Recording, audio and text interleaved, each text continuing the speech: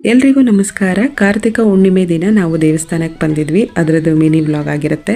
ಹಾಗೆ ಇನ್ನು ಪಾಂಡಿಚೇರಿಯಲ್ಲಿ ಕಾರ್ತಿಕ ಸ್ಟಾರ್ಟ್ ಆಗಿಲ್ಲ, ಇವಾಗ ಐಪಸಿ ನಡೀತಾ ಇದೆ. ಈ ದೇವಸ್ಥಾನದಲ್ಲಿ ಪ್ರತಿ ತಿಂಗಳು ಹುಣ್ಣಿಮೆಗೆ ಇದೇ ರೀತಿ ಫ್ಲವರ್ ಡೆಕೋರೇಷನ್ ಮಾಡಿ ಇದೇ ತರ ಪೂಜೆ ಎಲ್ಲ ಗ್ರ್ಯಾಂಡ್ ಆಗಿ ಮಾಡ್ಕೊಡ್ತಾರೆ. ಹಾಗೆ ಹುಣ್ಣಿಮೆ ದಿನ ಮಾತ್ರ ಈ ದೇವಸ್ಥಾನದಲ್ಲಿ ಒಂದು ರಾತ್ರಿ ಇಲ್ಲೇ ಉಳಿದು ಹಾಗೆ ದೇವರ ಭಕ್ತಿಯಿಂದ ಇಡೀ ರಾತ್ರಿ ಫುಲ್ ಆಗಿ ಇಲ್ಲೇ ಭಜನೆ ಎಲ್ಲ ಮಾಡಿಕೊಂಡು ಬೆಳಗ್ಗೆ ಪೂಜೆ ಎಲ್ಲ ಮುಗಿಸ್ಕೊಂಡು ಅವ್ರವ್ರ ಮನೆಗೆ ಹೋಗ್ತಾರೆ. ಹಾಗೆ ಅನ್ನದಾನ ಕೂಡ ಮಾಡ್ತಾರೆ. ಹಾಗೆ ಈ ದೇವಸ್ಥಾನ ಸಿದ್ಧರ್ ದೇವಸ್ಥಾನ. ಸಿದ್ಧರ್ ಅಂತ ಅಂದ್ರೆ 300 ವರ್ಷಗಳ ಕಾಲ ಬದುಕಿ ಜೀವ ಸಮಾಧಿಯಾಗಿರುವಂತಹವರು.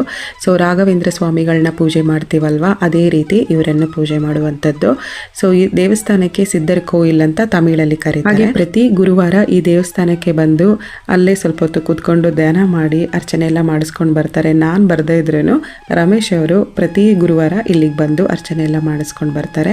ಸೊ ತುಂಬ ಚೆನ್ನಾಗಿದೆ ದೇವಸ್ಥಾನ, ನೋಡೋಕ್ಕೆ ತುಂಬ ನೀಟಾಗಿ ಕ್ಲೀನಾಗಿ ಇಟ್ಕೊಂಡಿದ್ದಾರೆ. ಈ ದೇವಸ್ಥಾನ ಇರೋದು ನಾಗಪಟ್ಟಣಮಲ್ಲಿ ಇರುವಂಥದ್ದು. ಸೊ ಇದು ಯಾವ ದೇವಸ್ಥಾನ ಎಲ್ಲಿರೋದು ಅಂತ ಕಮೆಂಟಲ್ಲಿ ಕೇಳಿದ್ರಿ, ಹಾಗಾಗಿ ಹೇಳಿದ್ದೀನಿ. ಹಾಗೆ ಇದೇ ದೇವಸ್ಥಾನದ ಸರೌಂಡಿಂಗ್ ಅಲ್ಲಿ ಧ್ಯಾನ ಮಂಟಪ ಕೂಡ ಇದೆ. ಒಳ್ಳೊಳ್ಳೆ ಸ್ಟೋರಿ ಬುಕ್ಸ್ ಎಲ್ಲ ಇಟ್ಕೊಂಡಿದ್ದಾರೆ. ಸೊ ಬೇಕು ಅಂದ್ರೆ ಪರ್ಚೇಸ್ ಮಾಡ್ಕೊಬಹುದು. ದಿನನಿತ್ಯ ಅನ್ನದಾನ ಕೂಡ ಮಾಡ್ತಾರೆ. ಅಲ್ಲೇ ಕುತ್ಕೊಂಡು ಧ್ಯಾನ ಮಾಡ್ಕೊಂಡು ಊಟ ಎಲ್ಲ ಮುಗಿಸ್ಕೊಂಡು ಸ್ವಲ್ಪ ಹೊತ್ತು ಟೈಮ್ ಸ್ಪೆಂಡ್ ಮಾಡಿ ಆಮೇಲೆ ಮನೆಗೆ ಬಂದ್ವಿ. ಹಾಗೆ 15 ಡೇಸ್ ಮುಂಚೆ ನಾನು ಫ್ರೈಡೇ ಮಿನಿ ಬ್ಲಾಗ್ ಅನ್ನ ಅಪ್ಲೋಡ್ ಮಾಡಿದ್ದೀನಿ. ಅದರಲ್ಲಿ ರಿಪೀಟೆಡ್ ಆಗಿ ಬರ್ತಿರುವಂತ ಕ್ವಶನ್ ಏನಪ್ಪಾ ಅಂದ್ರೆ, ಕಮೆಂಟ್ ಏನು ಅಂತ ಅಂದ್ರೆ, ತಲೆಗೆ ಒದ್ದೆ ಬಟ್ಟೆನ ಕಟ್ಕೊಂಡು ಪೂಜೆ ಮಾಡಬೇಡಿ ಅಂತ. ಓಕೆ, ಅದು ಎಲ್ಲರಿಗೂ ಗೊತ್ತಿರುತ್ತೆ ಅಂತ ಅನ್ಕೊಳಕ್ಕಾಗಲ್ಲ ಎಲ್ಲ ವಿಚಾರನೂ. ಓಕೆ, ಅದನ್ನ ಹೇಳಿದ್ದು ಒಳ್ಳೇದೇ ಅಂತ ಅಕ್ಸೆಪ್ಟ್ ಮಾಡ್ಕೊಳ್ಳೋಣ. ಹಾಗೆ ಸಿನಿಮಾದಲ್ಲಿ ಸೀರಿಯಲಲ್ಲಿ ನೋಡಿ ಈ ರೀತಿ ವ್ಲಾಗ್ಗಳನ್ನ ಮಾಡ್ತಾರೆ, ಮತ್ತೆ ಪೂಜೆ ಮಾಡೋದೆಲ್ಲ ವ್ಲಾಗ್ ಮಾಡಿ ಹಾಕ್ಬೇಕಾ ಅಂತ ಕೇಳಿದ್ದಾರೆ.